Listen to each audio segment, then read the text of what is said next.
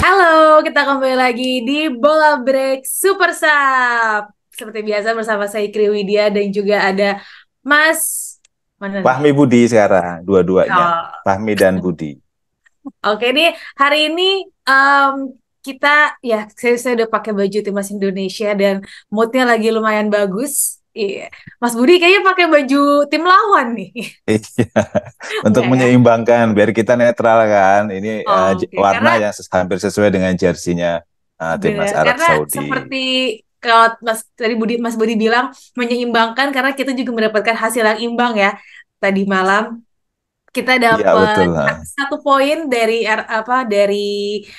Arab Saudi dengan skor satu sama. Alhamdulillah ya, itu kayaknya sesuai.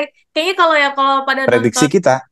kalau nonton kita yang sebelumnya, kita sebenarnya sih pengennya menang ya Mas Bud, tapi kita bilang, tapi kayaknya seri sih bisa ya. Dan ternyata benar seri satu sama, jadi kita mendapatkan satu poin, Poin. bisa lumayan lah ya nafas sedikit ya Mas Budi ya. Gimana nih kita mau Betul. bahas dulu nih Mas Bud sedikit pertandingan tadi malam. Kalau menurut Mas Budi, bagaimanakah rapor pemain timnas Indonesia melawan Arab Saudi? Kalau secara keseluruhan ya, kita lihat dulu secara Hmm. keseluruhan. Ya, Ini hasil yang menurut saya sebenarnya, kalau saya pribadi ya sebenarnya kurang memuaskan karena seharusnya timnas kita bisa menang sih kalau melihat iya, dari karena permainan kemarin Mas Budi tadi bilangnya malam. pengennya menang ya. Iya betul karena secara keseluruhan Arab Saudi strateginya Sintayong kan luar biasa ya, Iya. membuat Arab Saudi dan juga Mancini kalau kita lihat di televisi gitu Membuat Mancini eh, berdiri dari tempat duduknya ya Mas Budi ya. sempat hampir sepanjang pertandingan karena dia sepertinya berpikir sangat keras bagaimana mengobrak-abrik pertahanan. Dia bisa sih mengobrak-abrik tapi begitu nyampe ke area penalti segala macam cara bola atas, bola simpang, bola Hmm. tanggung segala macam tidak ada yang bisa menembus gawang Martin Paes untuk kali keduanya gitu. Jadi secara keseluruhan Kri dan sahabat bola.com semuanya timnas Indonesia tampil luar biasa, tampil Spartanya sangat luar biasa. Kita bisa lihat jatuh bangunnya Tom Hayen, kemudian Rafael Strike di depan, apalagi ini lagi ngetren ini si Gundul, si Ragnan Olat Mangun gitu. Banyak meme yang Wah keluar Haji ya, bahwa Pak Haji. wah Haji susah sekali karena dia nggak punya rambut gitu. Jadi akhirnya yang dijambak adalah kaosnya gitu. Lolos terus dia kan. Jadi semuanya bekerja sangat luar biasa. Tom Haye kemudian apalagi yang lini belakang ya kita lihat Rizky Ridho tampil luar biasa walaupun dia agak sedikit dalam tanda kutip ya kalau ada agak jeli sedikit dia selalu diarahkan bukan selalu ya beberapa kali diarahkan oleh Jay Idzes untuk benar-benar menjaga daerah kanan dia karena kalau Hmm. secara permainan di babak pertama hampir mayoritas serangan Arab Saudi itu melalui sayap kiri ya di mana di situ ada apa namanya Rizky Ridho gitu kan. Sementara yang di sebelah sana sepertinya Arab Saudi tahu nih apa si Verdong sangat susah untuk untuk dilewati. Jadi saya pikir secara keseluruhan oke banget semua permainan berjalan dengan saya yakin ini juga coach Sintayong apa namanya sudah merancang sedemikian rupa bersama tim pelatihnya dan ingat ya kemarin kita bahas striker kita susah banget Iya. mencetak gol, kemudian mereka dilatih oleh Yap Kum Him itu dengan tendangan yang akhirnya berbuah gol. Ingat nggak bahwa apa namanya dia kan dilatih ya di video itu dilatih bagaimana Iya, menghot iya. bola, kemudian putar balik badan, kemudian Hmm. menendang ke arah gawang dan itu hasil latihan yang sangat luar biasa dan entah berapa jempol ya untuk apa teknik yang diberikan oleh tim pelatih dari apa namanya timnas Indonesia ini untuk sisi lini depan gitu, yaitu memanfaatkan bola-bola yang memang seharusnya udah di depan gawang tinggal tembak dan bagaimana caranya menempatkan itu. Secara Hmm. secara personal kalau rapornya semuanya bagus ya yang dari starter dari apa namanya yang bermain dari awal ya starting elevennya ya. Kita lihatlah mulai dari kiper kiper Martin Paes sudah nggak tahu lagi apa yang harus kita katakan gitu kan. Eh, apa namanya penembak ulung kemudian si nomor 10 Arab Saudi pencetak gol ke gawang Argentina di Piala Dunia 2022 Itu Bisa seperti ditepis ya. seperti anak kemarin sore gitu nendangnya, dan Martin Paes mungkin karena badannya tinggi kan Ya. 190 ke atas, jadi Hmm. dan pengalamannya juga saya yakin faktor pengalaman, ketenangan dia, walaupun Ya, penalti itu akibat kecerobohan dia ya, saya pikir dia sendiri. karena mungkin jadi kalau ngelihat dia pelanggaran itu sepertinya fisiknya belum 100% sih, mungkin karena Hmm. jalan jauh ya, jadi dia refleksnya dan mungkin ball handlingnya belum belum 100% tune Hmm. in gitu. Jadi ada kesalahan itu, bukan beruntung sih, tapi memang Martin Paes menunjukkan bahwa dia layak apa namanya membela timnas Indonesia, dan timnas Indonesia layak untuk mengandalkan dia ya. Tidak berarti mengecilkan Adi Satria, Hernando dan Nadio, tapi tadi malam memang apa namanya Martin Paes memang tampil luar biasa. Kemudian lini pertahanan lah tidak bisa satu persatu ya. Ada apa? Dia Ijaz, kemudian ada Calon Verdong, kemudian ada Rizky Ridho, kemudian ada Nathan sama Sandy Walsh Andy Walsh. yang wah luar biasa. Sandy Walsh ya, naik turun naik turun. Nathan juga sama.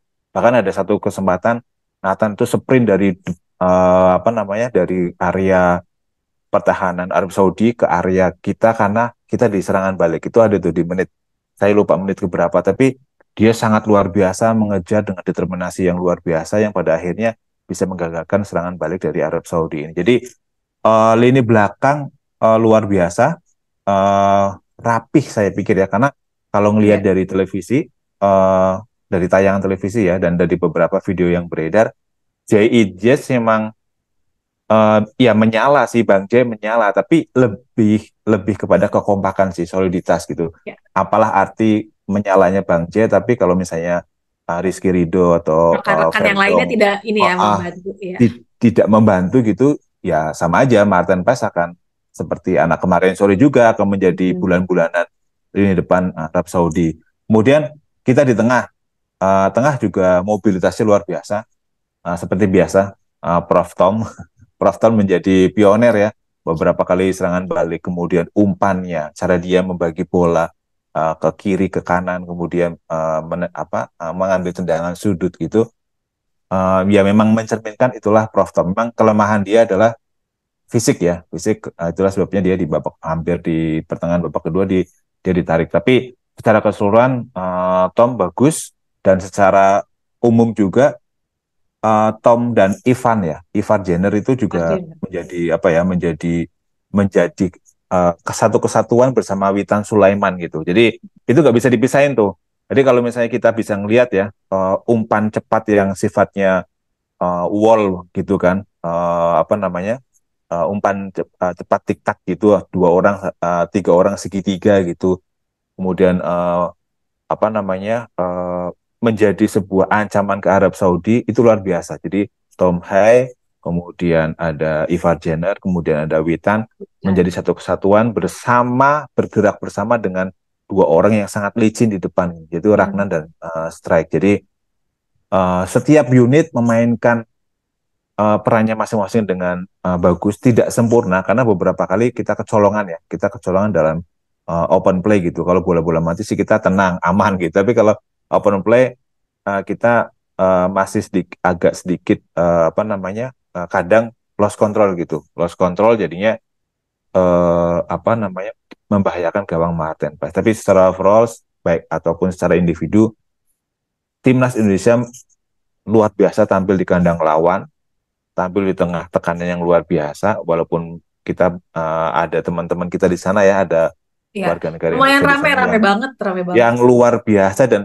kemarin kita sempat bikin bahwa timnas Indonesia itu menghebohkan Timur Tengah gitu, karena memang nobar ada di mana-mana gitu, dari Yoi. mulai di apa di Jeddah sendiri, kemudian ada di beberapa wilayah sekitar Madinah sama Mekah, di luar kota Mekah, kemudian ada di Bahrain juga, ada di Doha, di Qatar juga. Jadi ini kehadiran timnas Indonesia ternyata bisa menghebohkan kawasan Timur Tengah, dan hasilnya juga menurut saya memang berhasil menghebohkan tidak hanya Timur Tengah tapi juga Asia, dan saya Hmm. pikir dunia ya, karena kita ngelawan sebuah tim yang tampil oke di Piala Dunia walaupun tidak lolos fase grup, tapi mereka mengalahkan juara dunia, plus sekarang ditangani oleh Roberto Mancini yang Mancini, notabene ya. Jadi dia pernah jabatannya juara lebih, Premier League. Iya, Iya, dia sorotannya pernah lebih juara lagi. Premier League sama juara Piala Eropa. Jadi sangkut pautnya luar biasa dan top sih kalau ngelihat apa namanya video-video setelah apalagi setelah pasca pertandingan ya. Mereka pemain timnas kumpul di tengah lapangan menyapa para supporter Indonesia yang ada di tribun dan itu sebuah penghargaan yang luar biasa buat para pemain. Mereka tidak sendiri Ya. di Jeddah sana gitu. Itu Pasti dong, secara nggak sendiri dong. pasti. Secara kan ya banyak banget kan orang Indonesia juga di sana gitu. Dan untuk golnya ternyata udah di ini ya Mas Bud, udah fix kalau kalau itu adalah golnya Orat Mangun ya, Mat, karena ya, Orat Ragnar Mangun. Soalnya banget kan betul. tadi awalnya kan kira apa Sandy Walsh ya, cuman Sandy ternyata Walsh. sudah diklarifikasi oleh FIFA juga udah official kalau itu adalah kreditnya untuk Mangun, Wahaji untuk Wahaji. Alhamdulillah Haji. ya Dan doanya pas dan umroh. omong-omong ya, omong-omong soal apa namanya soal selebrasi itu jadi Heeh. foto ikonik tau. Jadi selebrasinya Sandy Walsh dengan Ragnar Orotmangun yang Hmm, lari ke pojok terus Ragnarnya naik ke ya. punggungnya itu jadi foto ikonik banget. Jadi trending di hari inilah karena memang nggak tahu mungkin karena fotografernya bagus ya, tapi itu menjadi salah satu foto yang paling banyak di-share dan kemudian menjadi seolah-olah menjadi ikonik dalam tanda kutip ya kemenangan timnas Indonesia di markas Arab Saudi. Jadi Hmm, luar biasa sih memang penampilan timnas Indonesia dan layak iya. diapresiasi gitu. Dan tadi kan juga kayaknya tadi udah kurang lebih udah dikasih tau juga kali ya sama Mas Budi udah disebutin kalau untuk pemain-pemain secara individu kayaknya kemarin lumayan sangat cukup memuaskan ya pemain para pemain timnas kita saat melawan Arab Saudi ini oke lah raportnya semua. Cuman ada nggak sih kalau menurut Mas Budi nih yang kurang nih kayaknya dia pada saat pertandingan tadi malam tuh kayaknya kurang kayak bikin gemes gitu. Ah kayak kurang nih kayak dia masih bisa lebih tuh. Kira-kira ada nggak satu Ya, dua nama Mas Bud? yang pertama kalau dari starter ya, kalau dari starter Rizky Ridho sih. Ya, Hmm. Rizky Ridho mungkin karena memang dia sangat disorot ya. Karena dia posisi dia menjadi awal dari selalu menjadi sebagian besar Hmm. serangan dari Arab Saudi berasal dari sayap kiri yang dimana di sana ada Rizky Ridho di sana dan beberapa kali memang sangat terlihat dia harus kelabakan lah istilahnya ya beruntung ada bantuan dari entah itu Nathan entah itu Ivar Jenner bahkan Jay pun mendampingi dia gitu sementara sebelah sana Verdong masih agak santai gitu nggak terlalu sibuk walaupun dia mendapat kartu kuning yang menurut saya memang harusnya tidak perlu lah karena dia mengulur waktu kan. Kemudian uh, yang kedua dari bangku yang keluar dari bangku cadangan muncul dari bangku cadangan itu sebenarnya Ferrari sih. Jadi Hmm. terutama ketika dia apa yang mendapat kartu kuning itu saya sampai ngobrol sama temen tadi malam. Untung aja tendangan kungfunya itu dia kan kayak nendang kungfu terjang gitu, tidak kena dada. Jadi timnas Australia itu kehilangan Ya, satu kartu pemain merah ya, kena kartu apa merah.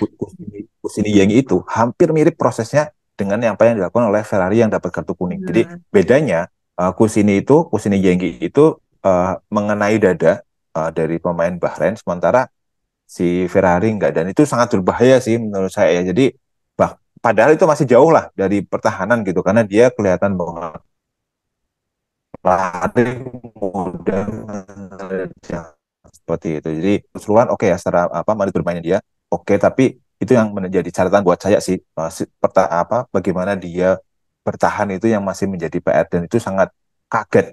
Nah, berharap jangan sampai kartu merah gitu dan alhamdulillah sih untung kartu kuning aja karena sama persis dengan kartu merah yang didapat oleh pemain Australia Kusini yang itu di sore harinya ya kan pas mereka kalah sama Bahrain. Bahrain. Jadi Ya.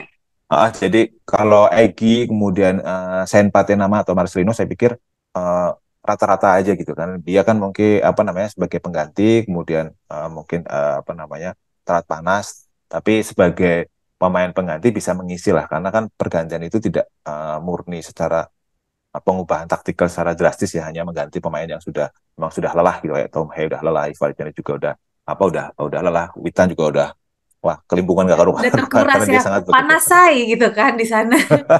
Ya lembab dan beruntungnya lembabnya ternyata nggak terlalu berpengaruh. Kemarin kita Hmm. sempat bahas ya Ya, lembabnya itu takutnya itu. Tapi sepertinya doa kita didengar sama yang di atas. Sempat hujan kan Ya, sehari benar. sebelum pertandingan, jadi mungkin itu yang membuat Ya. cuaca walaupun 34 derajat Celcius, tapi unsur kelembabannya lumayan rendah, jadi tidak terlalu gerah lah, jadi masih bisa bermain cepat seperti yang kita lihat. Oke, Mas Bud, satu lagi nih sebelum kita ke segmen kedua. Kan salah satu pemain yang menjadi perhatian setelah pertandingan itu ya siapa lagi ya kalau bukan kiper kita kan Martin Paes Hmm. yang eh, penampilannya sangat-sangat di luar apa ya sesuai dengan ekspektasi lah gitu ya. Oke. Dan tapi kalau menurut Mas Budi dia layak nggak kan dia mendapatkan ini ya gelar Man of the Match ya. Kalau menurut Mas Budi, layak nggak dia mendapatkan gelar tersebut? Kalau misalnya memang tidak pun, kira-kira siapa yang lebih layak? Ya, eh, kalaupun tidak pasti Bang Jai ya. Saya pikir Bang Jai yang bisa apa namanya benar-benar mengkomunikasikan seluruh taktiknya Sintayong, saya pikir. Tapi kalau secara teknis memang di lapangan uh, efek pengaruhnya yang itu memang Martin Paes. Jadi kita nggak akan kebayang ya ketika misalnya Martin Paes gagal apa namanya menghalau tendangan penalti itu Benar, misalnya. ya. Itu kan kita nggak akan tahu apa yang akan terjadi. Mungkin saya pikir psikologi teman-temannya akan secara Mungkin keseluruhan akan akan ada berpengaruh. gol-gol lagi yang lain ya. Bisa jadi ya, tapi gara-gara dia menggagalkan. Dan ingat ya, begitu dia menggagalkan hampir menjadi gol buat kita kan, karena Oh iya, iya, iya, iya, begitu iya. dia ditepis bola penaltinya si Aldasari ini, Salim Aldasari ini, kemudian terjadi serangan balik gitu. Sayangnya umpannya Shrek kurang kurang bagus gitu. Jadi secara keseluruhan Martin Paes bisa menjaga psikologis teman-teman semuanya bahwa kita punya penjaga gawang yang memang mantap nih. Sekali lagi ya, bukan berarti apa apa nih ya mengurangi rasa hormat ke Hernando, Nadio dan Adi Satria, tapi memang Martin tampil oke. Kelemahannya dia mungkin karena masih jet lag kali ya. Jadinya dia mungkin orientasinya agak Bisa, gimana bisa, gitu. bisa, benar. Tapi oke, dan tiga save yang sangat luar biasa gitu. Jadi Ya. saya pikir dia bisa membangun apa namanya dan membangun lini pertahanan, membangun komunikasi dengan Jay. Beberapa kali kita lihat kan Hmm. selalu berkomunikasi antara Martin Paes dengan Jay gitu. Jadi itu hal yang sangat positif ketika pemain belakang itu saling lebih sering berkomunikasi gitu. Jadi Ya. apapun taktik jadi lawan bisa kebaca, dan efeknya memang seperti itu kan. Apapun yang di apapun yang dipakai sama Roberto Mancini selalu mentok. Tidak Hmm. berhasil. Berhasil cuma sampai petak 16 meter. Begitu sampai ke 12 meternya, di situ udah ngumpul semuanya. Gitu. Martin Paes sudah teriak-teriak, Jay Ides juga mengatur keseimbangan kelurusan biar apa biar offside. Beberapa kali kan jebakan offside kita berhasil sangat mulus ya gitu kan, bagus gitu, jarang kecolongan, bahkan kita sepertinya nggak pernah kecolongan untuk apa jebakan offside ini. Jadi Martin Paes menurut saya layak menjadi man of the match, bukan hanya gara-gara dia menggagalkan menepis tendangan penaltinya Salim Aldosari, tapi lebih dari itu dia bisa langsung tune in ke teman-temannya, menjadi pemimpin komunikasi di bagian belakang, karena kan kiper kan falsafahnya kan menjadi penguasa, menjadi raja di daerah Tapi balik pertahanannya. lagi ya Nah, Mas Bud, jadi kalau nggak dia ada bisa didukung dengan depannya lagi kan mau jatuh bangun juga itu kiper ya kalau betul. misalnya Itu tadi kalau komunikasi. nggak ada komunikasi yang bagus bagus ya dengan Jay, kemudian dengan Rizky Ridho, dengan Verdong, mungkin dengan Nathan dan juga Ivar, Hmm. semuanya ya akan sia-sia gitu. Beruntung, bukan beruntung sih, emang mereka sudah di brief saya pikir dengan Sintayong untuk memberikan yang terbaik di lapangan. Hmm. Gitu, Kri. Oke, nah itu dia tadi kita bahas soal pertandingan yang sebelumnya. Nah, nanti di segmen kedua kita akan bahas pertandingan selanjutnya, yaitu kita akan menjadi tuan rumah melawan Australia. Tapi nanti kita bahas selanjutnya di segmen kedua. Jadi jangan kemana-mana, tetap di Bola Break.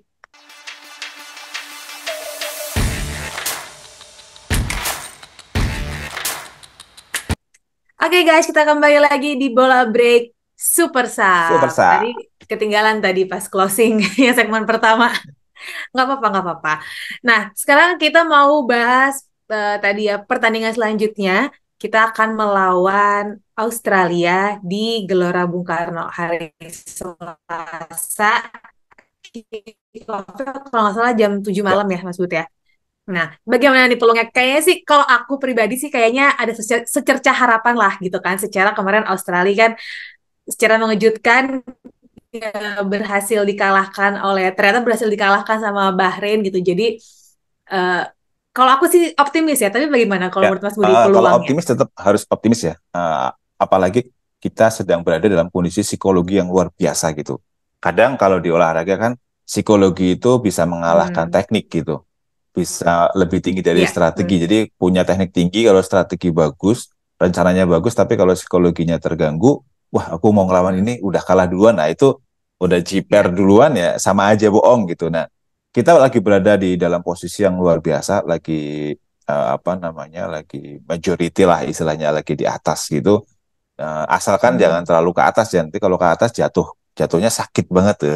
Sakit. Sakit. Lagi Bener. cinta-cintanya tiba-tiba diputus gitu kan sakit gitu kan. Sakit. Sakitnya dalam dalam ini, dalam ubun-ubun bukan dalam hati lagi.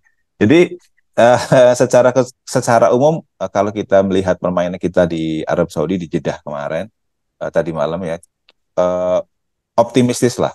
Paling enggak memang kita pasti bisa dapat poin lagi ya, dapat poin lagi. Dengan catatan eh, para pemain kita memang bisa berkomunikasi dengan baik di lapangan gitu. Karena saya Hmm. pikir kemarin itu bisa jadi ketika gol Arab Saudi ada miss di lini pertahanan tentang siapa jaga siapa gitu. Jadi apa Hmm. namanya ada pemain Arab Saudi yang sanggup menembak tepat di area 16 meter daripada Oh, gawang mukanya musuh sama gitu. semua kali Mas Bud. Kemarin jadi pemain Jadi kita susah gitu ya. lupa. Terus Lupa. kaosnya hijau gitu, jadi lupa gitu. Jadi eh yang perlu kita tunggu sebenarnya perubahan sih, perubahan apa sih yang akan dilakukan oleh Hmm. Sintayong ya untuk menghindari bahwa Australia sudah benar-benar mempelajari apa yang ditampilkan timnas Indonesia di markas Arab Saudi. Cuman catatannya adalah Sintayong kalau sudah enak seperti ini, Hmm. biasanya dia agak susah untuk mengubah the winning timnya ini gitu, the winning Ya. 11 timnya ini sangat susah gitu untuk mengubah. Tapi so far kalau memang komposisinya kayak kemarin, bisa jadi akan memberikan hasil yang terbaik karena lawannya kali ini adalah murni para pemain Eropa gitu. Kalau Arab Hmm. Saudi kemarin kan pemain Eropanya cuma satu ya, eh, lainnya lokal. Nah sekarang kita menghadapi para pemain yang punya pendidikan, paling nggak punya pendidikan ya, dan memang sebagian besar berkarir di Eropa gitu. Jadi ini menjadi tantangan juga buat apa namanya buat timnas Indonesia bagaimana mengubah strategi agar tidak kopas banget seperti yang kita jalani melawan Arab Saudi. Paling nggak kita akan lebih menyerang lah. Pertanyaan seperti itu. Hmm.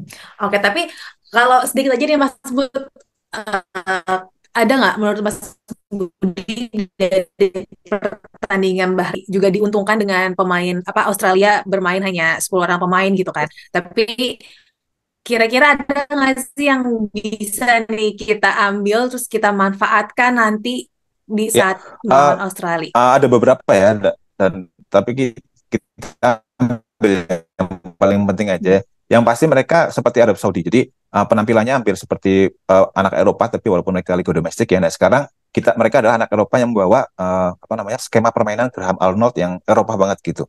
Nah Hmm. kalau memang mereka tidak mengubah, maka keuntungan buat Indonesia sih, karena timnas Indonesia akan dalam tanda kutip ya sangat mudah membaca permainan dari Australia gitu. Jadi secara keseluruhan kalau misalnya timnas Indonesia jeli kemarin itu satu di antara titik kelemahan Australia adalah di area sayap gitu. Area sayap mereka tergolong lemah dan itulah titik awal dari golnya Bahrain. Walaupun dihitung bunuh diri, tapi paling enggak mereka sayap kiri dari Bahrain sukses mengeksploitasi bagian kanan dari lini pertahanan Australia yang akhirnya ketika ada umpan, maksudnya adalah umpan silang gitu, kemudian mengenai back Australia dan bola berbelok dan menjadi gol untuk Bahrain. Jadi saya pikir timnas Indonesia akan memberikan sesuatu yang berbeda dan itu yang kita tunggu, terutama kecepatan-kecepatan para sayap kita lah ya. agar Ya. memberikan bola-bola daerah kepada Rafael Strijk dan Ragnar yang kebetulan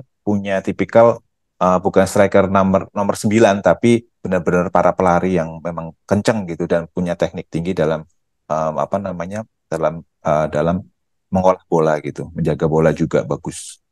Hmm. Nah, ya bisa lah ya ditambah lagi dengan kita bermain di kandang sendiri di Stadion GBK. Itu para supporter yang hadir pasti ya Sudah adalah pasti. sedikit ya memberikan tekanan ya buat Sudah Australia. pasti, sudah pasti si nomor 12 ya, karena Sintayong juga akhirnya bikin bikin video tuh tadi malam bahwa ayo kita datang-datang rame-rame ke stadion, penuhi stadion GBK dan berikan teror mental ke anak-anak Australia agar mereka bermainnya kagok, kemudian apa ya banyak melakukan kesalahan sendiri sehingga timnas Indonesia bisa memanfaatkan itu menjadi sebuah gol dan berujung kemenangan. Itu yang kita harapkan dan saya Amin. Amin, optimistis amin. Indonesia bisa memperoleh 3 poin kali ini dengan mempecundangi Australia dengan skor Wih, berapapun. mantap. Benar-benar setuju dengan skor berapapun tuh benar setuju. Skornya skornya nggak penting, yang penting menang Enggak, aja ya gitu. betul. Yang penting 3 angka lolos ke Piala Dunia dan kita berangkat ke Amerika Serikat, Kanada dan Meksiko. Wih, amin amin. Tar dulu, jangan jangan jauh dulu. Rencana Kita dulu, jangan rencana dulu. berdoa dulu ya. Semoga semoga. Iya, Nah, tuh guys, jadi amin. jangan lupa berikan dukungan ya kalau bisa, dan dapat tiket bisa nonton langsung ke GBK silahkan. Kalau enggak ya udah nonton aja dari rumah dan juga berdoa. Kita bantu dengan doa gitu ya. Bahwa hari Selasa di Stadion Utama Gelora Bung Karno kick off ya jam 19.00 waktu Indonesia Barat gitu. Jadi jangan lupa ya, semoga semoga tadi yang kita omongin, yang kita harapkan terjadi. Amin. Amin. Oke deh kalau gitu. Mas Budi, terima kasih ya Mas Bud untuk Sama-sama, Kri. Thank you, ngobrol-ngobrolnya terima kali kasih. ini. Nanti Ya, kayaknya kita habis Australia, pertandingan Australia kita ketemu lagi nih ya. Bola break Super ketemu Sub ya. lagi. Betul. Oke deh kalau gitu. Guys, sekian untuk Bola Break Super Sub kali ini. Kita ketemu lagi di episode berikutnya. Sampai jumpa. Sampai jumpa, bye. Makasih, makasih.